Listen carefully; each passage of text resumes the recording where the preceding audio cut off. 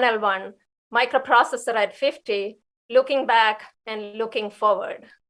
I am Lizy John, professor at University of Texas at Austin.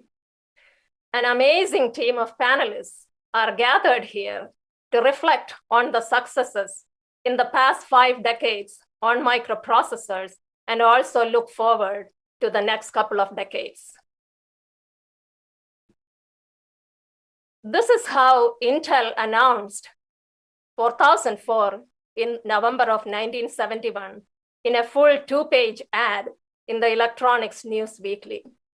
2,300 transistors were integrated into 4004 chip, but we have come a long way from there with billions of transistors in current modern microprocessors. And to look at the successes from these 5 decades, this team of panelists are gathered here, and they are creators of designers of original processors, creators of new ISAs, founders of various microprocessor companies, an amazing team who have accomplished quite a lot. If I start describing each of their accomplishments, probably there will be no time left in this panel for them to speak. They are all very well decorated. So I'm going to give a short introduction on all of them, and so they get some time to speak and you get some time to listen to them. Federico Faggin, designer of the first commercial microprocessor, Intel 4004. He started his career in Italy and then moved to California in the 60s. He was at Fairchild, Intel. He founded Zilog, which made the Z80 microprocessors. He was CEO of Synaptics. He was awarded the National Medal of Technology and Innovation in 2009. He just recently published his autobiography, a book called Silicon, and he describes many of the interesting stories around the time the first microprocessor was designed. Welcome, Federico, to ISCA 21. We are so happy you are here. We congratulate you on your outstanding accomplishment, and thank you for participating in this panel. John Hennessy, co-founder of MIPS Technologies, pioneer of RISC, shared Turing Award with Patterson, chairman of Alphabet. He was the 10th president of Stanford, author of the popular architecture book, co-authored with Patterson. Patterson, he led the Berkeley RISC project, which became the basis for SunSpark, shared Turing Award with Hennessy for pioneering RISC. He is currently at Google. He is co-author of the popular computer architecture books. Glenn Henry, he is an IBM veteran. He designed computers spanning from IBM mainframes to personal computers. He left IBM and was senior VP at Dell. Then he founded his own x86 CPU company, Centaur. Currently, he is president of Centaur Technology. Kathy Papermaster, she is a semiconductor veteran for 26 years, designer at IBM. She led multiple IBM projects, including the Cell Broadband Engine microprocessor. She originally started in Vermont in 1983. She moved to Austin in 91 and was involved with design and integration of PowerPC 601, PowerPC 604, PowerPC 970. She was director of the Sony Toshiba IBM Center that designed the Cell processor used in the Sony PlayStation. Lee Smith, one of the founders of ARM. He is an ARM fellow. He joined Acorn in 1983. He led the development of software tools at Acorn and ARM. Right now, he is joining us from Cambridge, UK. Shekhar Borkar, currently at Qualcomm, but before that, he directed microprocessor research at Intel for 35 years. Former Intel fellow. When he started in 1981 in Intel, He worked on the Intel 8051 microcontrollers, and later on IVAR multi-computer and Intel supercomputers.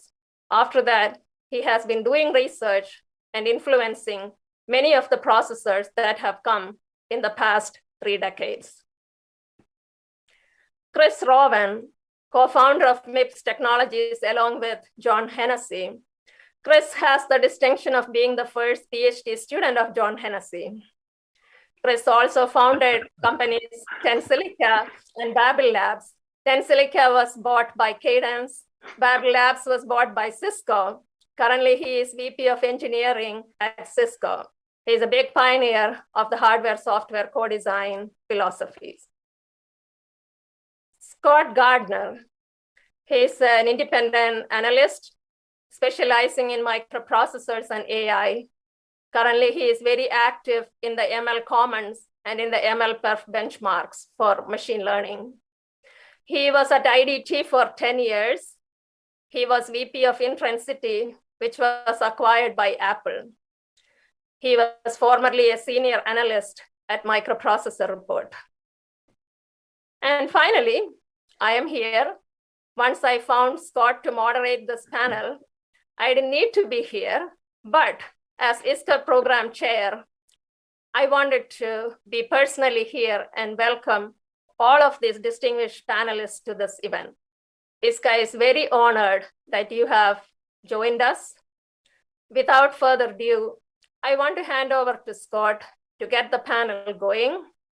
So a warm welcome to all of you panelists to ISCA 2021. Scott, audience, you should send in your questions. As Scott is moderating, I will monitor the questions. And as you send in your questions, I will ask them to the panelists. Okay, great. Thanks, Lizy, for the introduction. And greetings to our esteemed panelists. And I'd also like to send a shout out to all of the folks at ISCA. Since this is remote, we actually, I think, have a much larger crowd than a normal ISCA. And I know a lot of press have joined this panel because this is actually a really historic event, having this group of people together. So I just want to kind of warm things up a little bit and talk about some of the history, have some show and tell. But one of the things I want to make sure everybody understands is everybody watching, everybody on this panel owes their career to the microprocessor. We all have great stories about when we got our first computer. Mine was a TRS-80 in 1977 with a Z80. And so I think everybody, Lee was telling us stories. Everybody has been involved in microprocessors. So everybody watching this saw this panel and really wanted to see this interaction. So one of the things I want to point out is this is a human interest panel. We really want to see the panelists talking to each other, and Zoom's going to make it a challenge, but I really encourage the panelists to talk to each other. So this picture, I couldn't find the physical one. I took this picture a couple of years ago. This was the 25th anniversary of the microprocessor. So at Microprocessor Forum, which was the annual trek everybody went to announce new processors, they celebrated the 25th anniversary. And in the upper left-hand corner of this folio is a 4004. So this notebook, that chip in there is 50 years old today. So here we are at the 50th. And so we're going to celebrate that processor. One point I want to make that perhaps explains my bio before all of these guys get going is if you see the logo on my shirt, I was at IDT, and we actually have a chip there, the R5000. So we were one of the semiconductor companies actually building the chips for MIPS. And so my role was probably the most fun I've had in my career was as a field apps engineer. So my task was to go out and talk to system designers about what microprocessor to choose. And it wasn't just the MIPS companies, because IDT did fast logic and SRAM. So I actually had an opportunity to work with designers all over the world because I was eventually the worldwide FA manager. And so all of these chips are part of my life. So I would contend, and you guys can pick a different era, but I would say the 1990s represent the coolest decade of the last 50, because I think that's when the most competition was occurring, the most innovation. And so I'll be interested to hear, maybe Federico thinks it's the first decade, but that was definitely a really fun time in the 1990s. Lizy, go to the next slide. And actually, what what I should do here. Let's do Federico's book first. So I encourage everybody to get Federico's book. I don't know if you guys can see as I get to the camera here, but Federico sent us a signed copy of this. I had actually got an early start reading it on Amazon, but this is his story of pretty much how he started back in Italy in World War I, born in World War I, and eventually made his way, as Lizy said, to Fairchild and Intel, and invented silicon gate technology and actual full story about the 4004. The very first quote, so he fills us with quotes from philosophers. And so I grabbed this one, which I thought was just fascinating because this is exactly the title of our panel. So this fellow here is apparently a Danish existentialist philosopher. As it turns out, he's apparently the first existentialist philosopher. But yes, life can only be understood backwards, but must be lived forward. And so what we're going to do today is we're going to look backwards 50 years, and I'll be asking, once we do quick introductions, asking every one of the panelists to talk about some inflection point they saw in the last 50 years, and then what they see going forward. So the other show and tell item I have is pretty cool. So this is the Hennessy-Patterson textbook. And so I had to admit that since I'd left college, I had never read a textbook cover to cover. And so this is actually the industry panel for ISCA. But this textbook from academia became must read for anybody doing microprocessor design. And so went down, thumbing through it here. There's actually a quote here, and the panelists might want to revisit this. We couldn't read it on camera, but so this is actually from Stephen Shabilsky, one of the early MIPS folks doing memories. He says here, he says RISC, defined as any computer announced after 1985. So this edition of their book was done in 1990, and so we can now revisit that as the definition of RISC, because that was whatever that was 30 some years ago, I guess. So. Okay, let's go to the next slide, and I will just do a little bit of the agenda here. So as I mentioned, we're going to try to fit in this panel, and I'm going to try to speak as little as possible to make sure the panelists get as much airtime as possible. But we'll spend about the first hour looking back, and then we'll look forward. And I really want to try to get the panelists to talk to each other. But we're going to start with every single panelist. We'll do about a 2-minute introduction to give their long version of their bio, particularly as it relates to their involvement with the microprocessor. So we'll spin through everybody so that nobody has to wait very long before they get into the discussion. I might throw out like what is a microprocessor, and I challenge John Hennessy to just tell us real quickly, what would you have told your undergraduates was a microprocessor? What made the 4004 the microprocessor? And maybe even Dave Patterson will correct him or have a different opinion. So, but then I want to go through all of the panelists and say, okay, been 50 years, just pick those 1 or 2 inflection points that got us to where we are. And these may be negative inflection points. Maybe something went sideways and we'd all be having flying cars if we hadn't, gone this other direction. And then we'll try to get then to the future and predict what's an inflection point that's going to get us to the microprocessor 25 years from now, and then what will be a microprocessor 25 years from now. So there are no forward-looking statements. Some of these folks work for public companies. These are their personal opinions, but they're going to go on record and tell you when you come back here in 25 years, this is what the microprocessors become.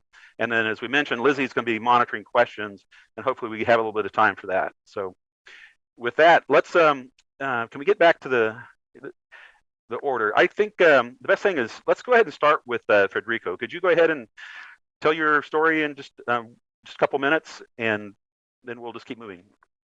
Very good. Thank you, Glenn. The story starts in 1968. At that time, I joined Fairchild Semiconductor. And in 1968, pretty much almost all the integrated circuits used bipolar technology. There was a up-and-coming technology called MOS, metal oxide semiconductor. They still had many problems. And I believe that was really the future, because you could put a lot more transistors in a single chip, but the technology was extremely slow and unreliable. So my first job was to actually create a new technology that remove all the limitations of metal gate MOS technology. That was 1968. And at the end of 1968, I had developed the technology, and the first commercial integrated circuit using it, the Fairchild 3708. And this technology used silicon instead of metal, polycrystalline silicon instead of aluminum, that made possible self-aligned gates, made possible transistors that were 5 times faster with the same design rules of a metal gate. And also we could put twice as many transistors in the same chip, because with another invention of mine, with the Berry contact, we could connect directly without metal, the gate with a junction. So with that technology now, finally, we had something that would allow us to put an entire CPU on a single chip. Why is it important to be in a single chip? Because in those days, the MOS technology had very poor driving characteristics. If you took a signal out of a chip and brought it back into another chip, like you would need if you had a multi-chip microprocessor, then you will lose so much speed that basically it would just not be that useful. Microprocessor can only be useful if they're fast enough so that you can create all kinds of different products with the same device. And so a single chip was necessary. And the chance to do that came at Intel. Intel had taken the technology that we had developed at Fairchild. And so Intel had the silicon gate technology. And they also had a customer that wanted a custom job. The customer was called Busicom. And Busicom had already developed a architecture that used 3 chips to make a CPU, but they were using read-write memory that were shift registers. So the shift registers are serial memories, which is the only memory that was available in those days. And clearly you wanted a RAM memory for a computer. So Ted Off saw that opportunity, because at that time Intel was developing dynamic RAM. Dynamic RAM were possible with silicon gate, because silicon gate had about 100 to 1,000 times less leakage current, and a dynamic RAM requires very low leakage current to work. And so Ted Off with Shima, Masatoshi Shima, the engineer of Busicom, and Stan Mazer, they improved the architecture of Busicom, and they created a 4-chip architecture, of which the other 3 chips were a ROM, a RAM, and a I/O, so that we could build computers, different kinds of computers with those 4 chips. But the CPU was way beyond what anybody had ever designed before, so nobody knew how to design it at Intel. I was hired 6 months later, after the project was sitting there, and my job was to figure out how to do it. And given my knowledge of the silicon gate technology, also I had designed and built a small computer when I was at Olivetti in 1961, and I knew how to do logic and circuit design. So I had all the pieces necessary to do what was needed. That chip worked in March of 1971. It was commercially sold at Busicom in that month. And then I pushed the Intel management to actually sell that chip. In those days were only was only for that customer, was exclusive to Busicom, to actually get out of the exclusivity contract and actually sell that chip to everybody. And that was the ad that you saw earlier of the introduction of the 4004, called MCS4 family, the 4 chips, in November of 1971. Quickly, I also led the design of the 8008, the first 8-bit microprocessor at Intel. And then I came up with the idea and led the development of the 8080, which was the first microprocessor of high performance, 6 times faster than the 8008. And that microprocessor really began to create the microprocessor market. I then decided that it was time for me to start my own company. I wanted to make a microprocessor company. Intel was a memory company that sold microprocessor to sell more memories. And so for me, that was not acceptable.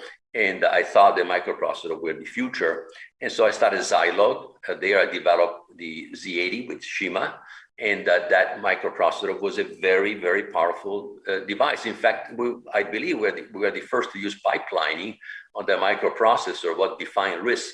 We had pipelining in the 4-bit ALU with which we were doing 16-bit operations. But that was a CISC architecture, and that really started that plus the 8080 started the old and the 6502 started the microprocessor market, which was really the key, the first major event in the history of microprocessor, because that created a business that drove microprocessor for the following 50 years, or that, let's say, 40 years. I stop here, otherwise I take too much time. Yeah, that was 6.5 minutes. So yeah, we're going to have to pick up our pace here. So just a couple minutes. Who's going to be able to get us back on time? John Hennessy, can you give it a shot? I'm getting you back on time. So I arrived at Stanford, and the first course I taught was a microprocessor lab course using 8080s, and then later on from Federico's Z80s, because I remember going down to Zilog and visiting them early on when they were just a startup company. But my background was really in compilers, and I was doing compiler research, and I realized that we could compile down to a much simpler instruction set and simply eliminate the need to do runtime interpretation through microcode. And that was kind of the way we came at the RISC ideas. And of course, we could see that Moore's law was going to allow us to do the other things that we thought real computers should do, virtual memory, caches, all those kinds of things. That was going to happen. What I think nobody really saw was that microprocessors were going to take over the entire computer industry, and they were going to do it by 1990, basically. And it happened so fast and so quickly, which is just a tribute to the incredible progress in semiconductor technology. Okay, Scott. That's great. And so, Dave, I'm going to go to you because I know you may hate this, but I just lump you guys together. It's always, we talk about the Hennessy and Patterson, and so like it's this noun that you guys are joined together. And congratulations on your Turing Award. So go ahead and tell us your story about microprocessor. I'm stuck with Hennessy. He's this anchor around my career.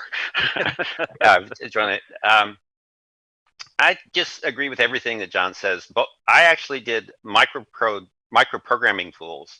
And basically what RISC is an instruction set that doesn't need microcode.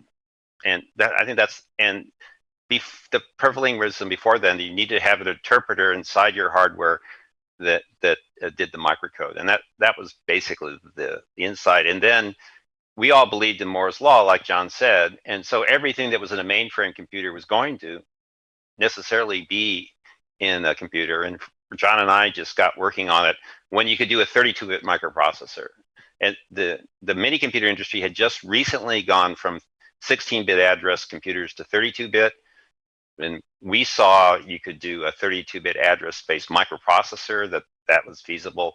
And then the question is, well, does that make sense to do a microcoded interpreter in a 32-bit microprocessor? And the answer was no. And then I think the rest of it was pretty not so surprising. It was just, I think the thing that people don't realize, it was extraordinarily controversial. People thought we were spreading lies. That we were going to damage the computer industry by making simpler the prevailing philosophy that you build in microcode a very high level instruction set, and that would make software more reliable and software take less time. And what we were doing was going to set back the computer industry. So for at least a few years, there were a lot of people who thought we had dangerous ideas that and they tried to suppress it. And tag, I'll pass the baton on. Well, let's just keep with the Stanford theme here, Chris. So tell us what you've had to do with microprocessors in the last 50 years. Yes. So I came originally from a physics background, and of course, when I fresh out of school, I went to work for Intel, which was a memory company, in 1977, and gradually moved more and more towards microprocessors and then really applications. And in fact, looking back over the 50 years, the most important development, the most important milestones along the way is probably not the instruction set architecture battles. But I think there is the great split, the great divide, which really became obvious starting about 25 years ago. There is the mainstream, which is mostly about how we raise the level of abstraction, we raise the convenience, we raise the speed of development, and we have higher and higher level languages and libraries and operating systems and cloud-based services, which dominate computing today. And really, it's about how you make it really easy to deploy new applications. And how efficient it is really of second order. And then the other side of the divide is more domain specific. It's the really computationally intensive things led by graphics, AI, and real-time media processing. And they're very different in their computing demands. And that's where you really care a lot about how efficiently you use energy, how efficiently you use silicon real estate to accomplish a lot of application throughput.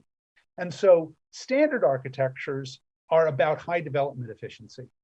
And domain-specific architectures are really about how you achieve computational efficiency. And the example that I would use to characterize it is in the old days and in domain-specific architectures, you legitimately ask questions like, what is the energy to do a 32-bit add? And you'd say, oh, okay, that's a few tens of femtojoules. Isn't that great? And in this chip, I can do thousands or hundreds of thousands per cycle. On the other hand, when you ask, well, what do people do for adding in the real world? The most dramatic example is the way you do adding in the real world in the modern application domain is you say, hey, Siri, what's 23 plus 46? And if you then ask, well, how many cycles did it take to do that add? The answer is probably billions of cycles spent doing one add compared to what you would have imagined on a GPU. And my career has really followed that, going from working in the silicon to working in RISC to really thinking in the mid to late 90s about domain-specific architectures and creating Tensilica, which explicitly said, instruction set architecture doesn't matter very much. And so over the course of the next 20 years, Tensilica brought to production through its licensees several thousand distinct instruction set supersets of the basic thing, and has delivered through its partners, I think, more than 40 billion microprocessor cores. So within that, one of those streams became very important. And in the other stream, which is the kind of the mainstream architectures dominated by x86 and ARM instruction set, really, really important. It's the biggest part of the industry, but it represents just one part of the great divide. Okay, well, you said ISA doesn't matter. Let me go to Kathy, because IBM felt it necessary to do their own ISA, the PowerPC. You worked with some partners. So go ahead and tell your story.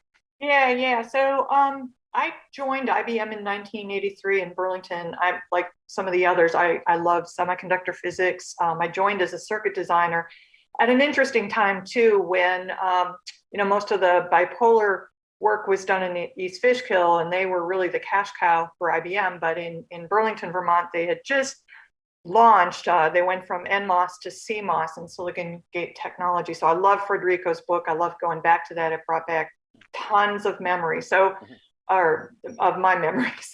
And anyway, so I was doing circuit design there, but it was for standard cell library development. But eventually we said, let's move south. It's too cold here. We came to Austin, and at the time, Austin, it was a, big, starting with the whole RISC processors for consumer, and Somerset was the name of the IBM, Motorola, Apple design center, where I started with doing the methodology work, laying the foundation. We had our own new tools. And then I was the 604 integration lead for that and its derivatives. So, focusing on all of the power, performance, design, cost considerations. From that launched into, that was the 90s. And again, I think, Scott, you mentioned too, I think the 90s was the best time, but I loved the team I was working on the whole bit. And then after that, after the whole Somerset and the PowerPC concluded, the PlayStation 3, the CellBE launched. And again, I loved it. I was in the early definition phase. We took trips to Japan, just talked with the whole Sony. Toshiba was involved. That transitioned to the design center. I did some other, work on the side, but then finally, when it launched into manufacturing, I was the director. And again, there's a theme here. I love doing these cost migration, again, faster, more cost effective, profitable, et cetera, et cetera. And so that's how I concluded my career, was with when the whole PlayStation 3, and I've been retired the last 10 years, but this has been a lot of fun listening to everybody here and bringing back all these memories. So thank you. Yeah, glad you could join us. Well, Glenn, are you ready to tell your story, your short story? It's what have you been doing these years? Yeah, well, as you can see, I've been doing this a long time. I started as an application programmer in 1963. I joined IBM in 1967.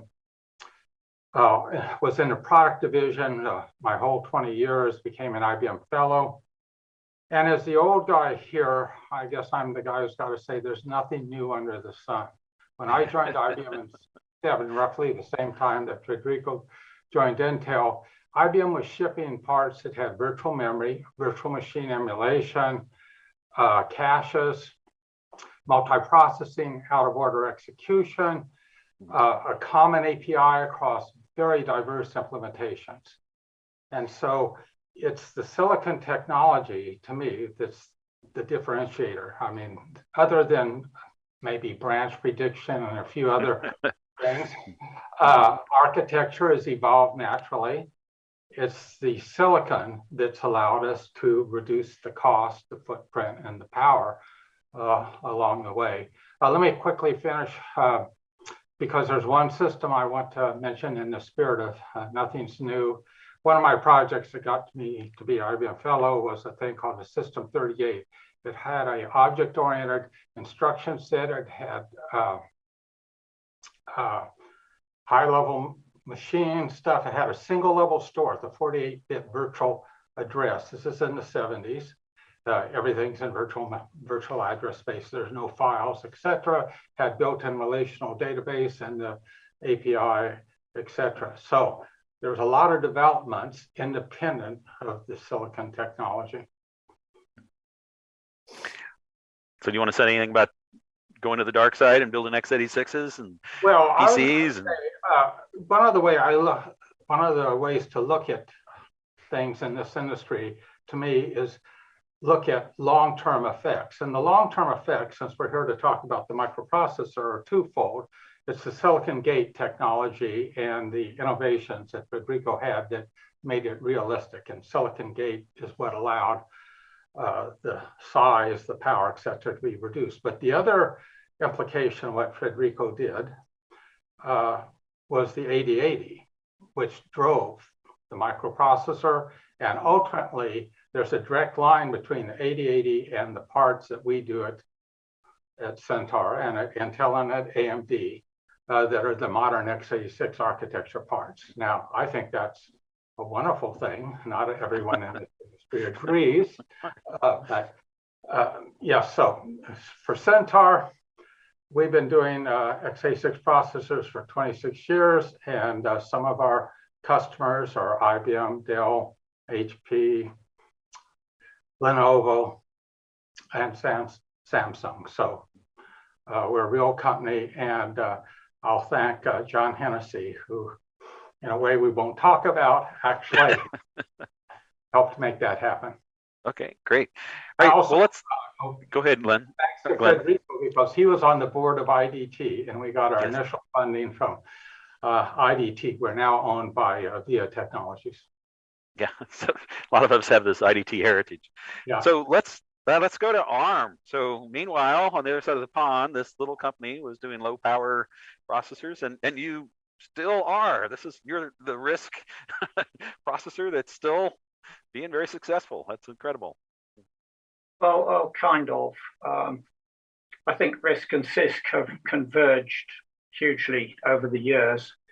I'm not sure it's a very meaningful war any longer.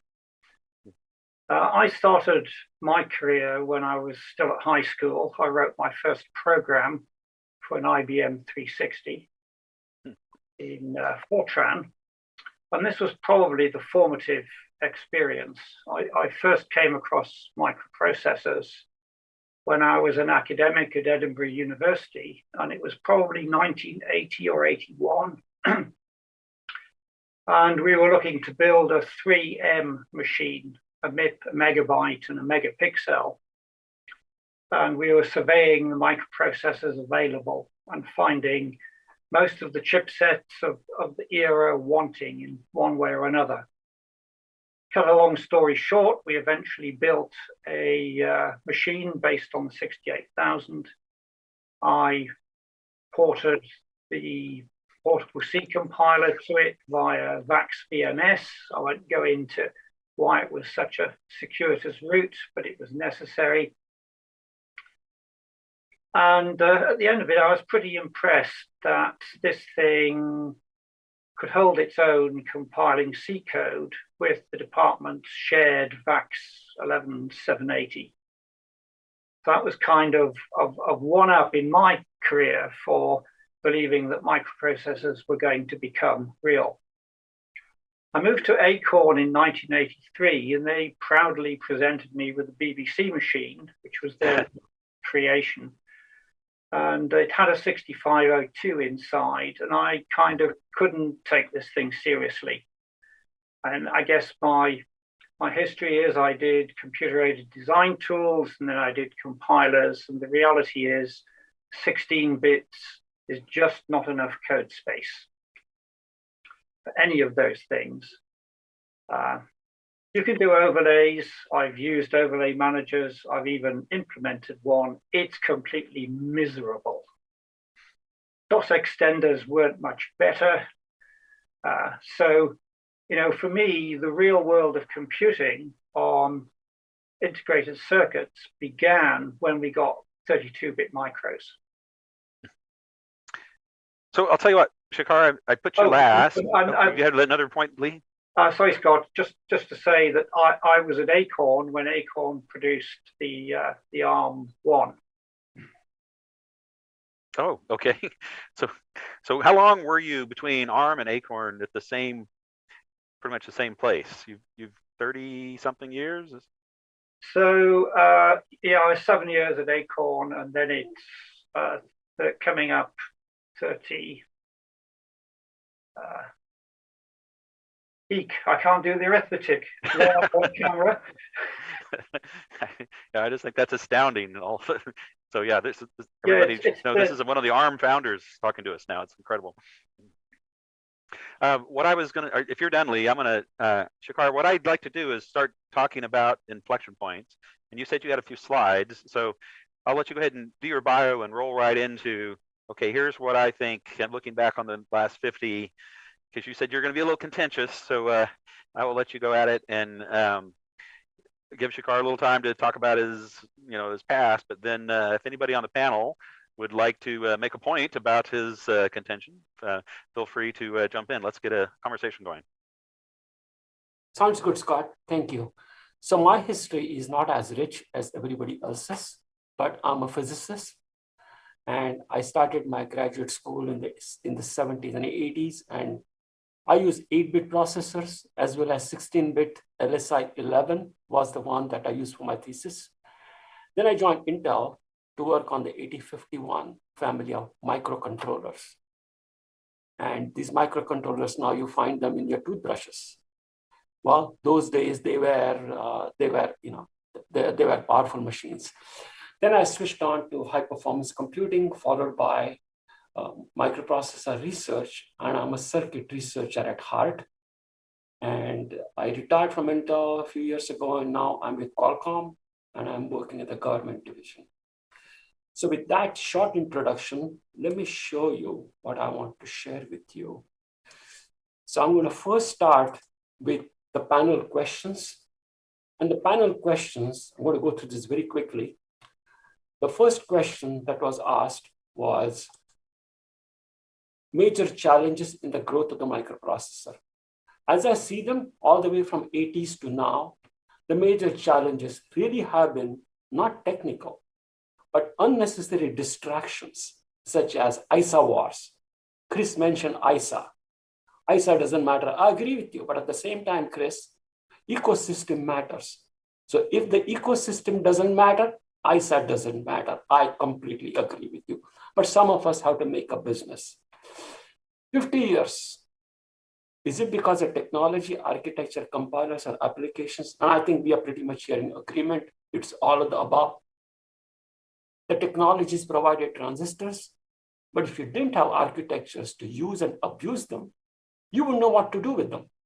And finally, yes, software advances are necessary to make them user-friendly. So what's my advice to the young aspiring students? Just beware of fashion and hype. There is so much of that out there. Go do the research where your passion lies, and you'll be successful. So what are the technological challenges as it grows to 75 and the opportunities in the next 25 years? If you ask me, microprocessor is already mature. It's not going to grow anymore.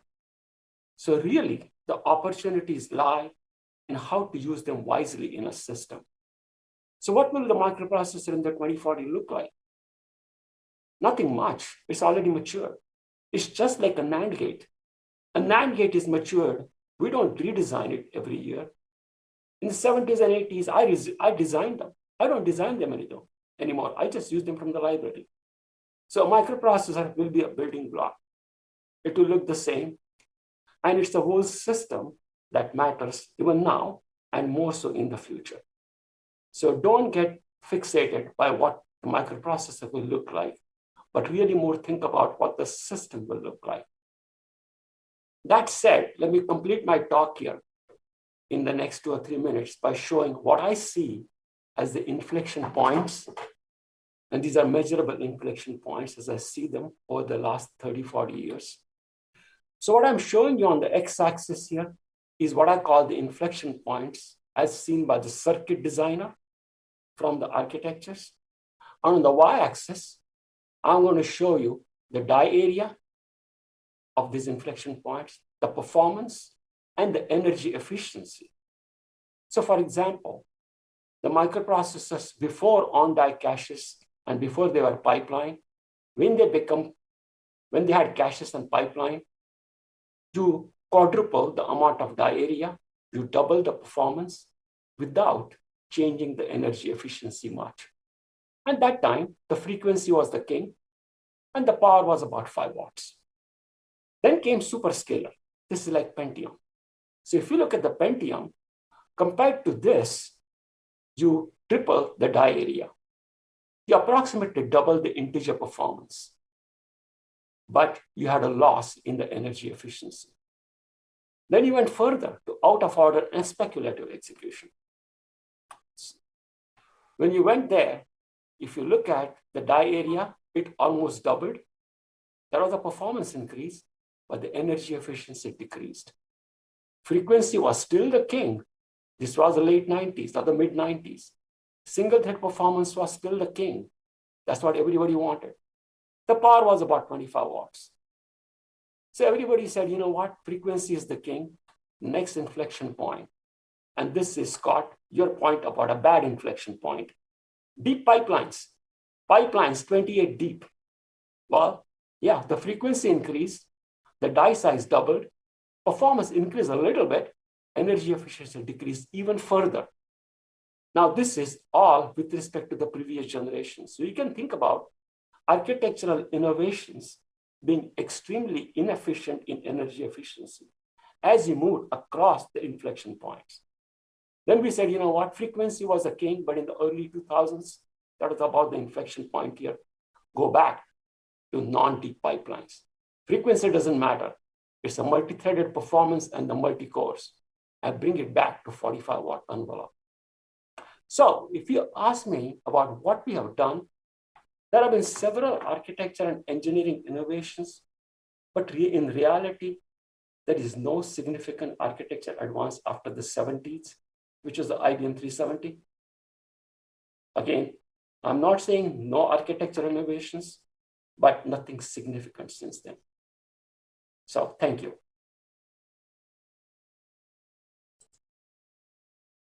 Yeah, unmute here. Let me get some reactions here. Let's start with Dave Patterson. The bottom of our slide here says the 48th Annual International Symposium on Computer Architecture. Are we going to have to rename this conference? Do you agree with Shekar? Or are we kind of? No, I don't agree with Shekar.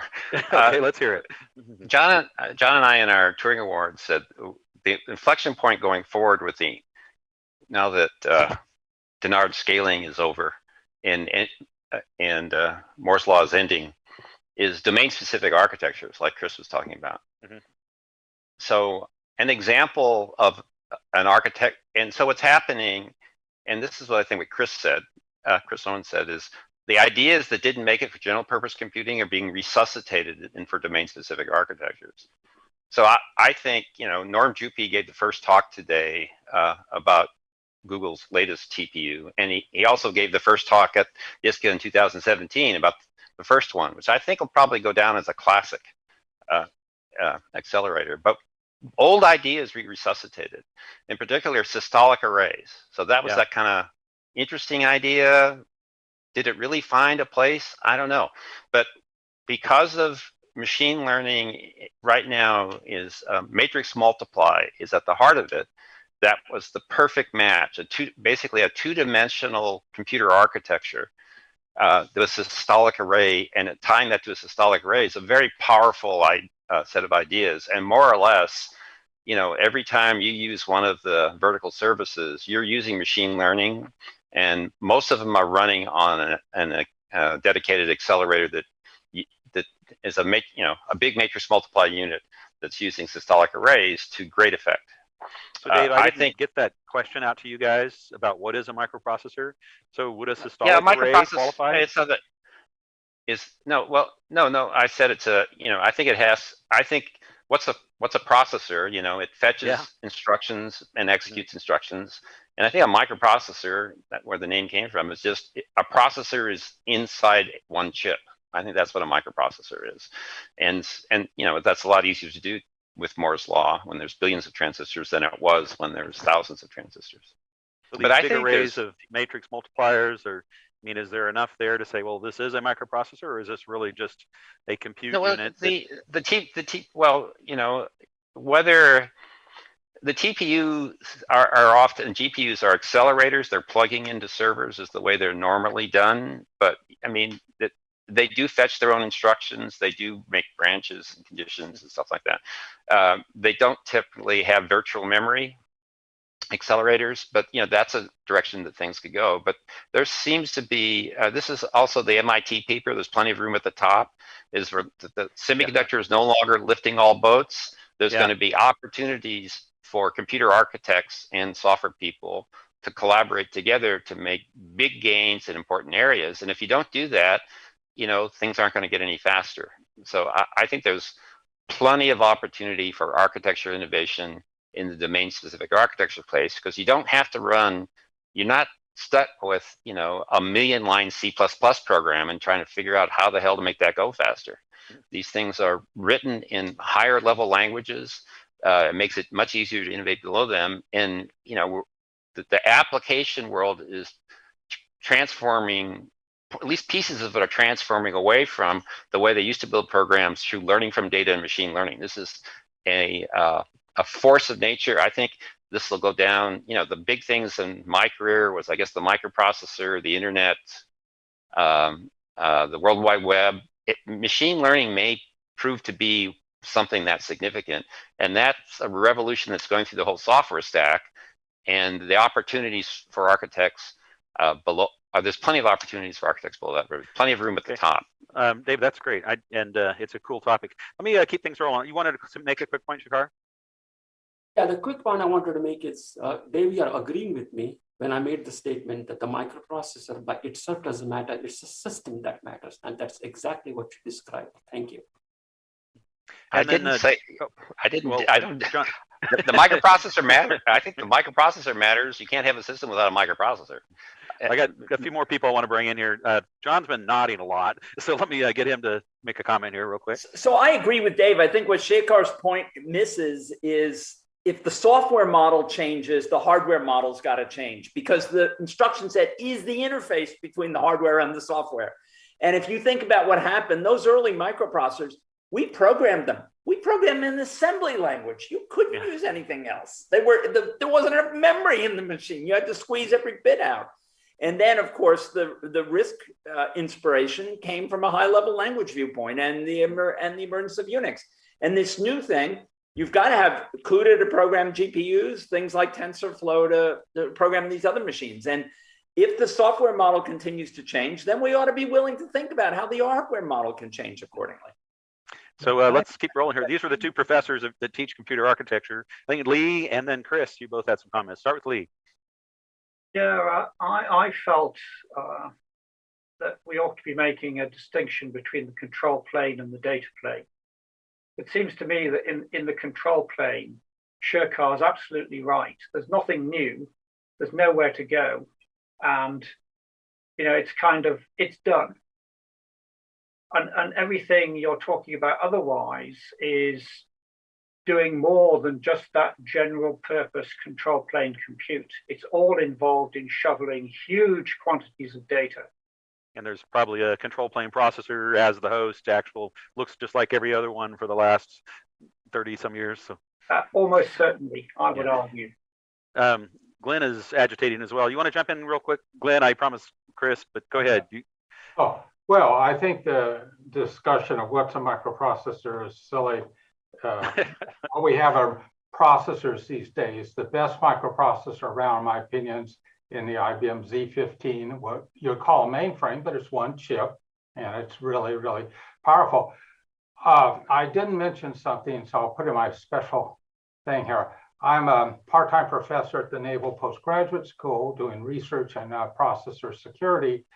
And I think the fallacy of first of all, we sit around talking about the big challenge is how we're going to use all the silicon, right? The next generation has 2 to 4x the transistors in it, and we all invent things like our latest processor has an AI coprocessor in it, et cetera, et cetera. I think this is all going to change because the risk of security in our current processor designs are very, very high. And I believe, my opinion, that the proper approach to providing bulletproof security is going to change some of the things that we've been doing in processor architecture. And if we don't do something and just keep doubling the transistors every 2 years, I think it's going to be a real problem. Yep, just keep turning off those features you keep adding. Chris, go ahead and make a comment, but then also go ahead and give us your inflection point. So let's keep it rolling. Yeah. So I think it's really important to work backwards from the application developers. And a modern application developer does not think very much about instruction set architecture. They don't even think about the OS interface or the compiler very much. They're very often working at the level of some Python or JavaScript level. They're invoking libraries, they're invoking cloud services, and how they stitch those together is centrally important to what is the distribution of work that needs to be done. A lot of those are very generic. There are trillions of lines of code out there. The average line of code doesn't get executed very much. And so we get to this very unequal distribution. Some lines of code matter a lot because they are very heavily used. And in those cases, architecture matters a lot. And we're going to work our way to figure out how we drive the silicon from the lines of code that matter.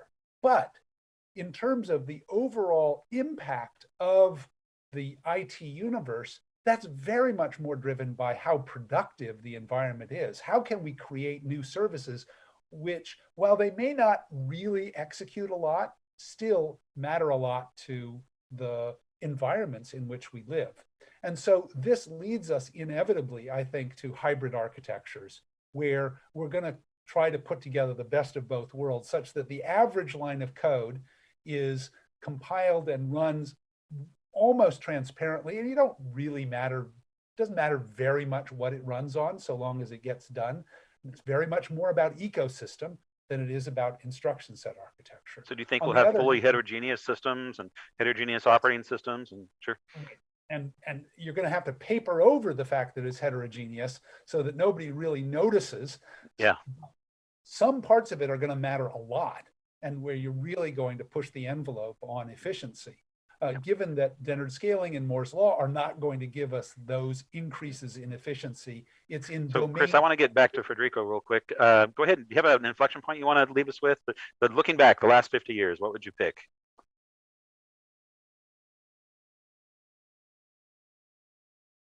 Do you know what inflection point you would have? Go on mute, Federico. Well, I was thinking Chris Yeah, might say so. sorry. Let's go ahead and Yeah. go to Federico. Yeah, so to me, the important inflection points are the ones that move all the aspects of technology in a certain direction.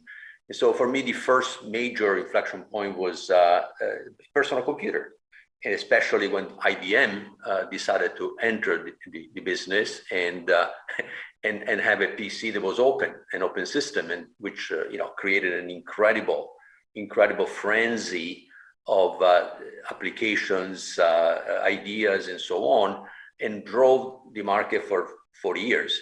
And then the next one was the iPhone. The iPhone was a PC plus internet, and all this stuff that we learned in the meantime. So that is now driving the technology directions in which the applications are moving and so on. And now we see, of course, machine intelligence and AI and so on, robotics, that require their own specialized architecture, specialized hardware. And the technology that could be essential to this are really the FPGAs, for example, where you can fill programmable gate arrays that will allow to configure the hardware for a particular application, so that you gain in flexibility, which is a fundamental, as I see in the future. Someone mentioned security. I think that is fundamental also. I think that the cybercrime and all these problems that we see will get only worse. And so we really need to think through, what do we need to create computers that are not hackable? And that to me is foundational. I stop here. Kathy, what do you think? What would you? Let's just do the inflection point. What happened in 50 years? What really? Actually, I'd have to add. I'm sort of surprised. I think I definitely agree with Federico. But as an inflection point, technology kind of driving the whole thing. And I guess you said it before earlier, but to me, just seeing CMOS in general, and I guess that's just basic foundation there. And no one really mentioned the role of design automation along the way and what that allowed us to do, right? So I don't know if you call that an inflection, but again, it was something over the years, technology was driving. And I'll just add those 2 points because I don't have much more to say beyond what everybody else has already. Dave, let's go to you. You go on the record. What really changed in the last 50 years that got us to where we are? I was going to try and move on. Looking at the clock, I was going to try and move on to the predictions. Is that okay? Let's do that. So, Okay, I actually prepared a slide. So. Oh, I didn't know that. Okay, yes. Go ahead. Since I prepared it, let me go ahead and show it. All right. So we're looking 25 years forward. There we go. Yeah. So what I wanted to say was, I think you can still see my screen. Maybe I should have done that in different order. So. In 1995, they had the 150th anniversary of Scientific American. So they asked me to predict microprocessors 25 years into the future.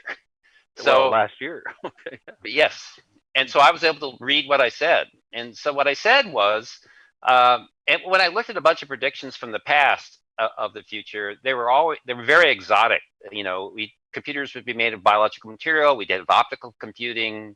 The stored program computer is this old-fashioned idea to go away. And so I said 25 years ago, is my radical prediction is that the computers of 2020 will be very familiar with to the people of the computers of today.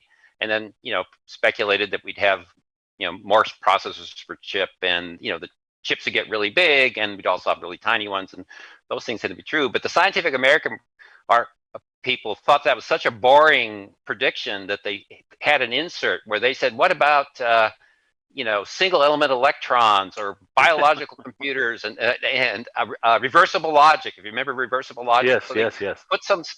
They put a sidebar in that was more, and so I think when people predict the future, they try to do something entertaining. But I think when I've tried to predict the future, you try to predict this has to happen. I can't imagine this not happening, and you got a better chance. So my bullets are, if we agree that the instruction set is not life and death, but we need one, there's going to be the control plane, and then why use proprietary instruction sets? So I just think the open instruction set architecture, which RISC-V is leading one, must become more popular. Linux was controversial 25 years ago. Companies said you can't trust software, and open source is buggy, all stuff. And Linux is the standard today. So I think RISC-V will be as standard as Linux is today. People like open source stuff. This one's good enough, and lots of people innovate. And like other people have already brought up, we've got to try and improve security. And I've given up on my software colleagues figuring out a way to make bug-free code that's instantly patched, right? That's not going to happen. So I think, and I don't think as a society, ransomware is going to be the IT tax, and we're going to be happy with that. I mean, even the president of the United States is aware of ransomware, right? He's had to.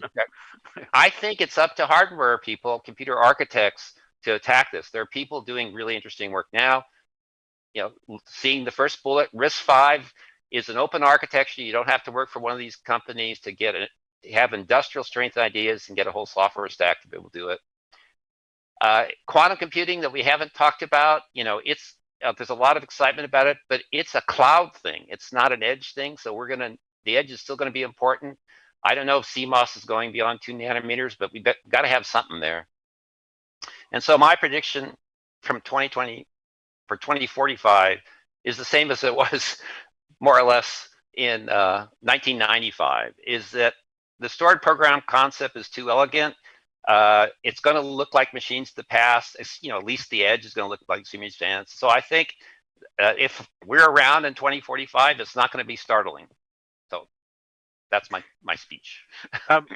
Maybe I bring in Federico based on a point you made.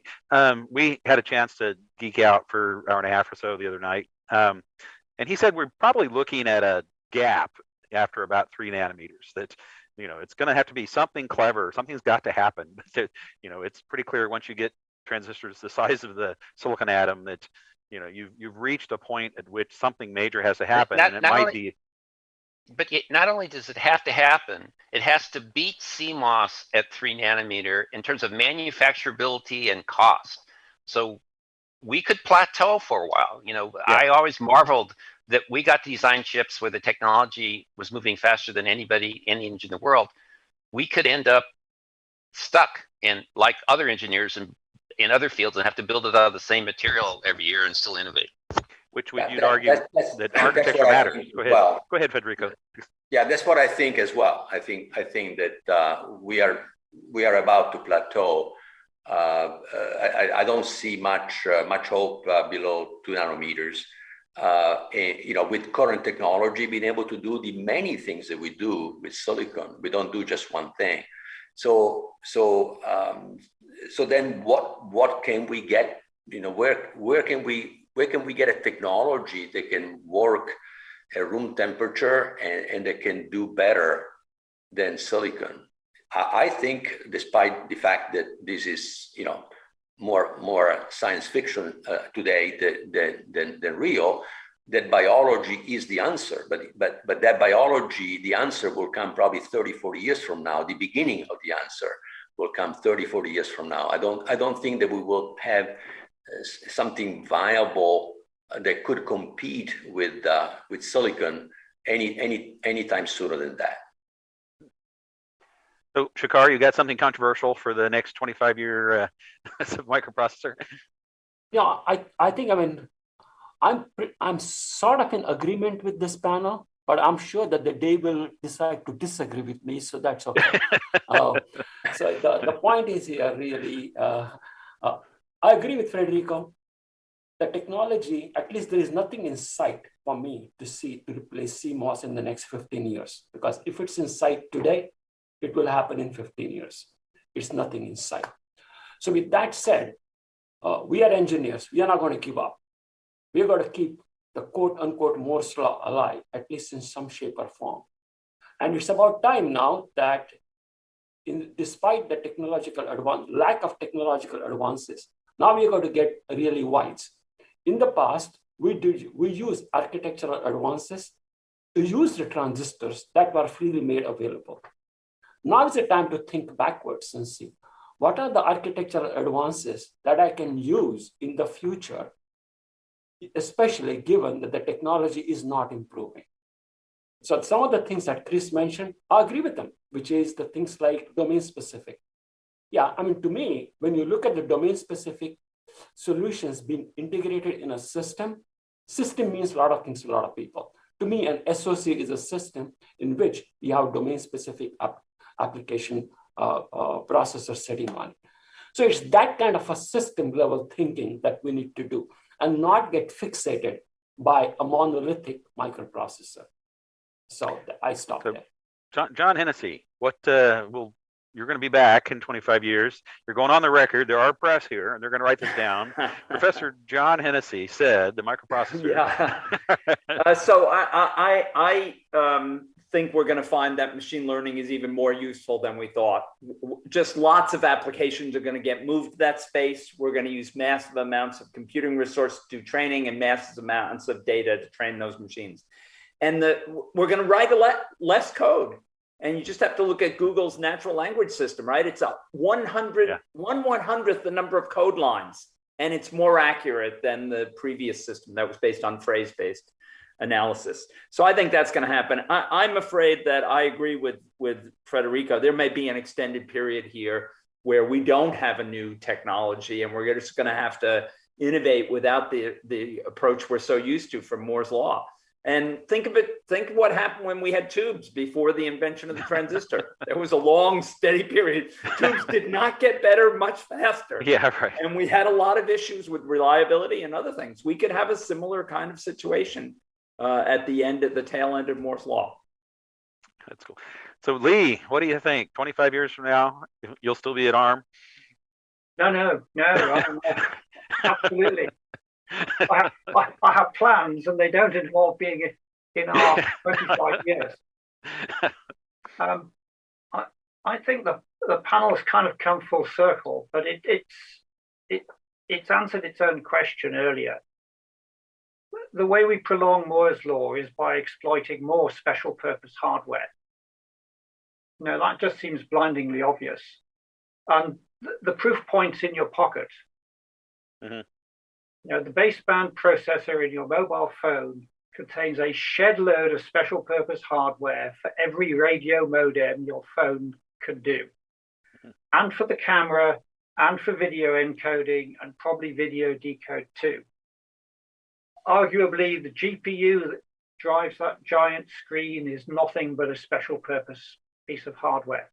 And that's all there to get energy and power efficiency. So we're going to go Chris, Kathy, and then Glenn, and then I'll turn it to Lizy in case there's I want to make one more point. Okay. Which is all of those functions that go on in a base station, they're all done by software on more general purpose machines. Even in the baseband?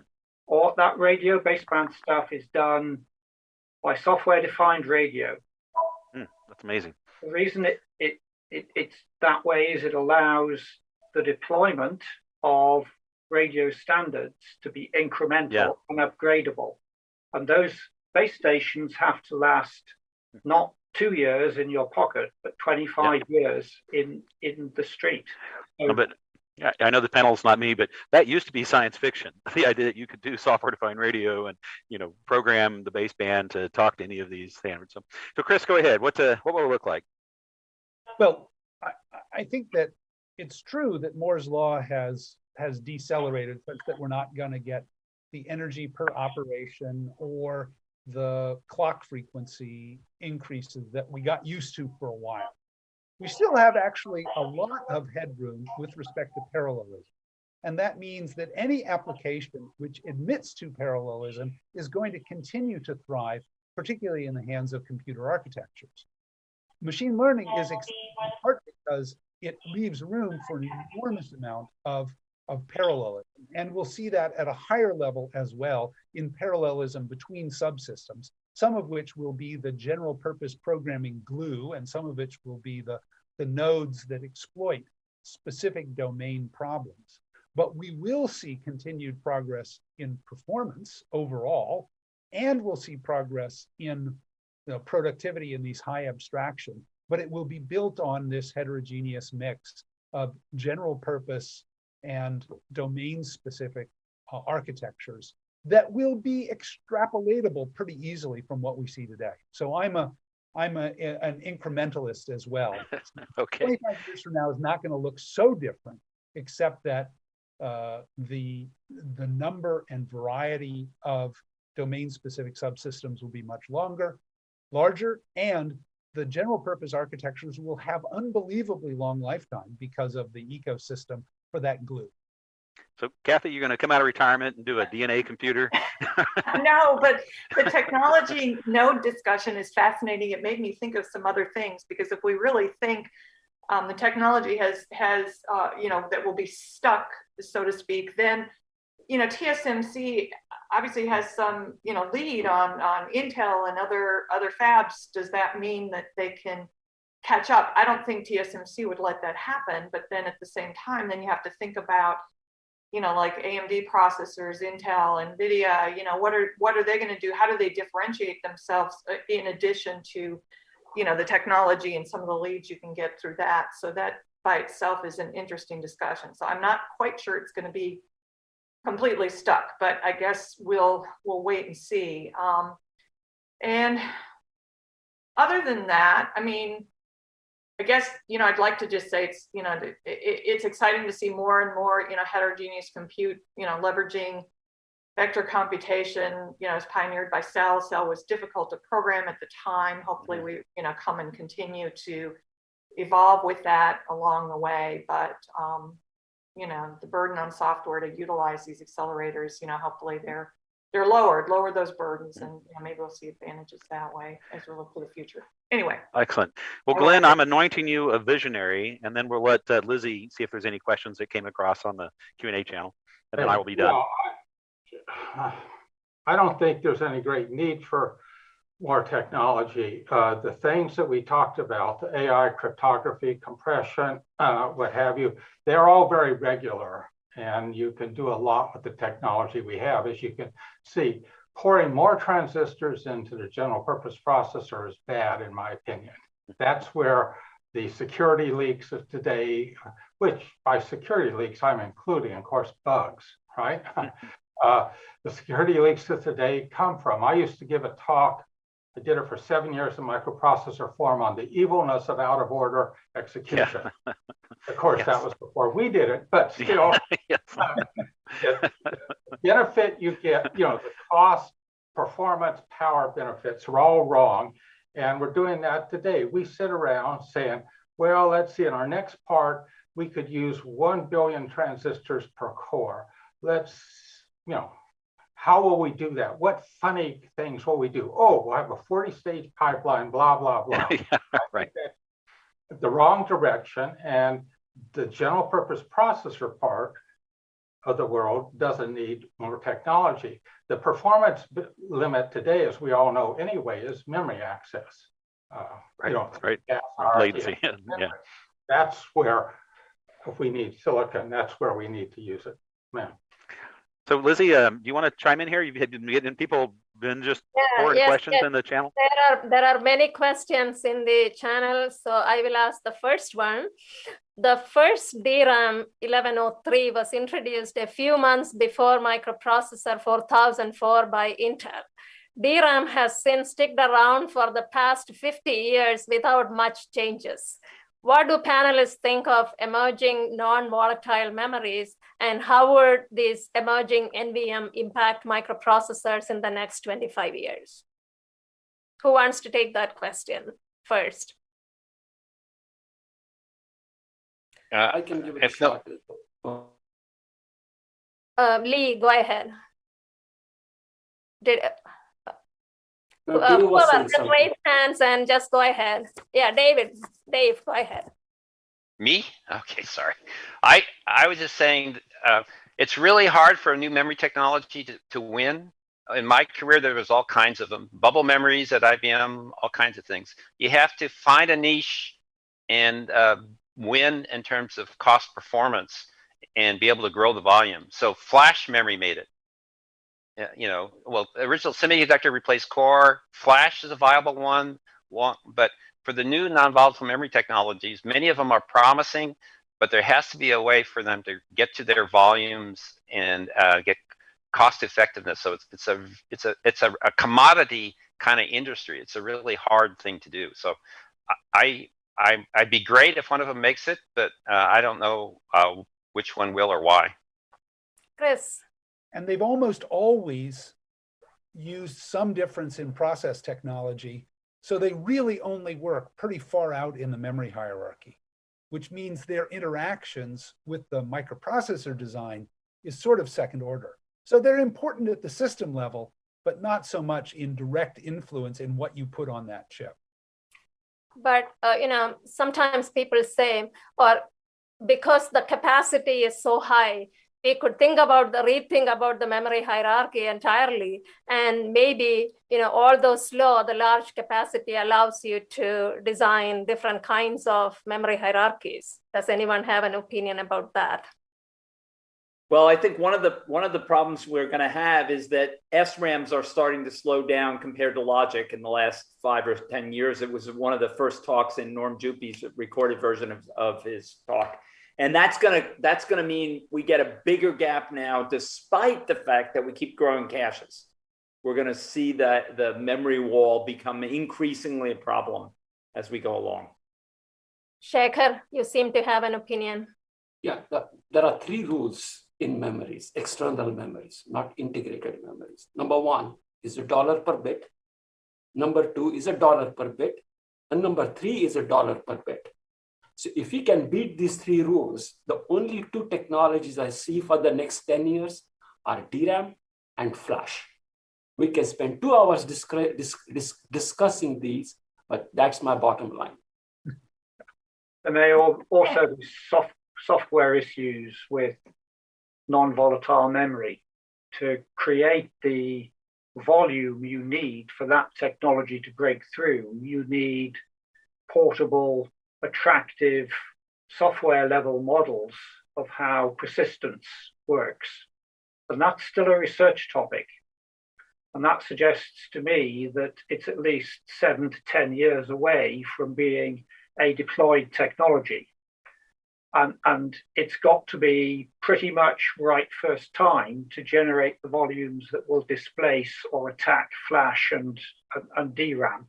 So yeah, one can hope, and certainly in niches, and some of the niches might be big, but thank you. So another question. I think it's difficult to beat 1 transistor per bit.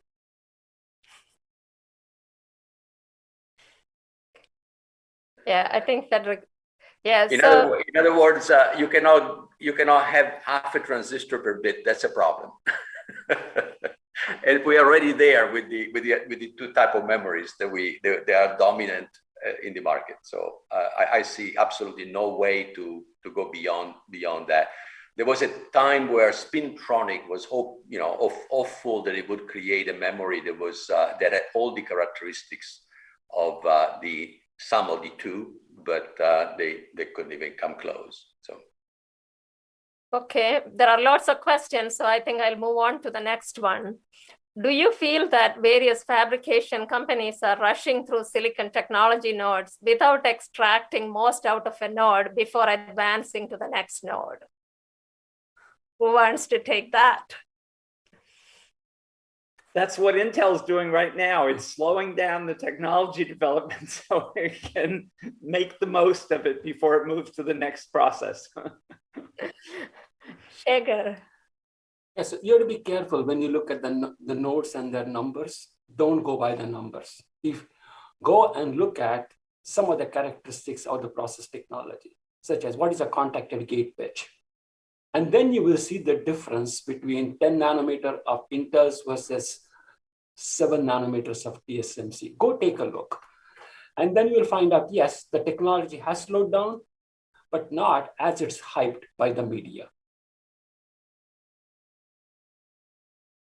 Okay, I will move to another question. Why are we not investing more in 3D, in particular in monolithic 3D? Or should we invest more in monolithic 3D? Is that the way to go? You want me to go, Lizy? Yeah, please. Okay. So if you look at the monolithic 3D, its value proposition in logic is very slim for two reasons.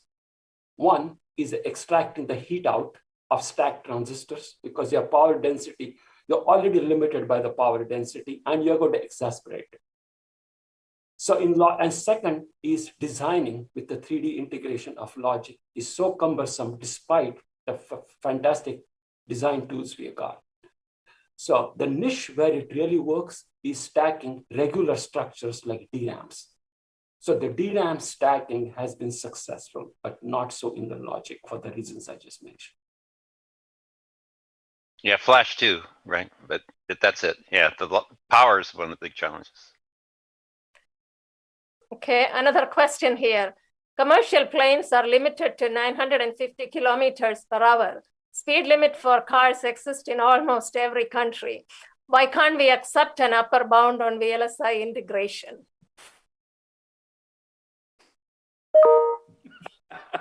Simply well, it's not. It's just like something we get to vote on. I vote for more transistors. I don't know if that's going to work. Yeah, but my answer is very simple because we are engineers. We don't give up. Right? So if you give up, then just play dead and we are done. Okay, I mean that's a cop out. Besides, who wants to limit the creativity of the next generation of application creators? Right? We want them to think big. Yeah, and we've been talking about single chips, but obviously there's opportunity for revolution in packaging, right? There was a tremendous. It was so much simpler to just use a bigger chip every time, rather than bet on some radical packaging technology. That could be what the future looks like: is chiplets and something that looks more like, for those of us remember TTL. Simply, that could be what the future looks like. And if there's a very efficient packaging technology solution out there, that could be a game changer. I hate to sound like a broken record. Go ahead. Go ahead. I hate to sound like a broken record. The issue is that we're measuring things wrong. Benchmark performance is not the critical issue. Security is, and if benchmark performance was a critical issue, it's not coming from the processor. So I think we need to use more transistors. We need to use them more intelligently. We all know how to make a more reliable processor. We're just afraid to do it, but we could do it, and we could have thousands of them, for example, where today we have 100. There are many more questions in the Q&A channel, but good times end very quickly. This panel, it's about time to finish for us. And so what I'm going to do is I will take the questions from the audience and offline send it through the panelists, and there is a way for the platform to get some answers back to those who asked. But time is up, so we need to get moving. I would like to thank all of the panelists for taking time from your day and joining this panel. Thank you so much. It was a very lively discussion. Thank you so much. Now, I'm also sure many in this audience have stories that your own experience with microprocessors. So it is just, by whatsoever the chance, in this year, the 50th year of the microprocessor's birth, I have another job also, editor-in-chief of IEEE Micro. So IEEE Micro is going to celebrate the 50th anniversary of the microprocessor in its November issue. And anybody who has a good microprocessor story, pictures, anecdotes, send them to microp50@gmail.com. And selected stories will be printed in the Micro magazine or displayed on the IEEE Micro website. So I would like to thank all of the panelists again. And to the audience, we were talking about biological computing and quantum computing earlier during the panel. There are a few more panels coming every day, one in the evening, US time, one around this time every day. There is one on biological computing, there is one on quantum computing, and there are 6 panels altogether. Please attend some of them. And once more. And my thank you as well to everybody. And don't forget to order off Amazon, get Federico's book. It's actually very, very good. Take care, everybody. Thank you very much. Thank you very much. It was great having you all for this panel. Thank you. Thank you, Lizy. Thank you, Scott.